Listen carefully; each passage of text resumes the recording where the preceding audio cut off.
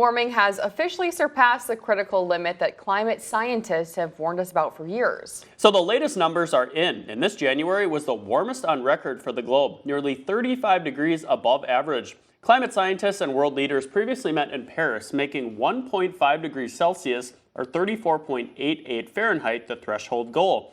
Unfortunately, global temperatures went over that margin. Surface temperatures on the sea also reached record warm temperatures in January.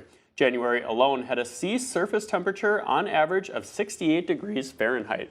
The warm ocean temperatures also play a role in adding more moisture into the atmosphere and can lead to atmospheric river events like the one in California. That event alone dropped a half a year's worth of rain, triggering upwards of 400 landslides in the state. In Chile, people experienced extreme heat and drought that has fueled the worst wildfire they've ever seen. Thousands of homes burned, over 100 people killed, with climate change making drought conditions like this worse too. It is 6:16 on this Friday morning. Let's get to KIMT Storm Team 3 meteorologist Sean Macaday for your check of the weather every 10 minutes. Sean, what are you tracking for our weekend? Yeah, things are going to be cooler this weekend finally, but I want to keep this conversation going a little bit longer, so we'll get to the forecast. But here's exactly that graph which we were just talking about, Earth's hottest 12-month streak. Now, actually, the data point for 2023, not on here yet. It would be right around here, just above 1.5 degrees Celsius.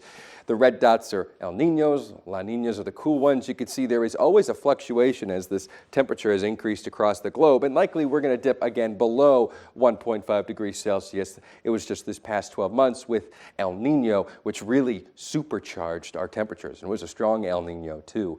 So that's something to consider. Also, the fact is that we've been feeling this here too. Yesterday, it was very warm, in part, you could say, due to climate change, and it's temperatures just warming things up a little bit. Yesterday, our low temperatures were in the 40s, highs were in the mid-50s. We broke records in Rochester, Austin, and Mason City, and we broke high temperature records a lot of times over the past couple of weeks, especially over the past 5 days. Monday, Tuesday, Wednesday, Thursday, there was at least records being broken somewhere in our viewing area, all 4 of those days straight.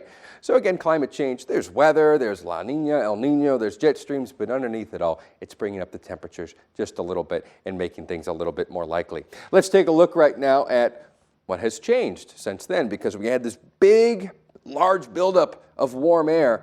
The weather, the atmosphere saw that and decided, okay, enough's enough. It's got to equalize.